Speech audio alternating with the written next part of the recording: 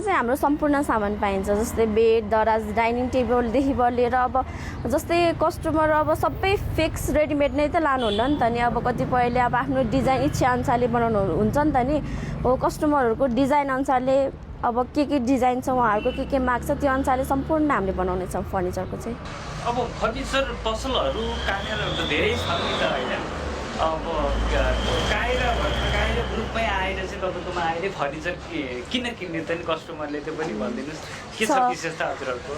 Furniture धेरै छ, नभएको होइन, तर क्वालिटी पनि चिन्न सक्नु पऱ्यो, के क्वालिटी छ, कस्तो सामान मेटेरियल युज गरेको छ भनेर। जस्तै अब हाम्रोमा एउटा कस्टमर सामान हेर्न आउनुहुन्छ है, उहाँले के भन्नुहुन्छ भने महँगो भयो भनेर हेरेर जानुहुन्छ, महँगो भयो म अन्त हेरेर आउँछु भनेर फर्केर जानुहुन्छ।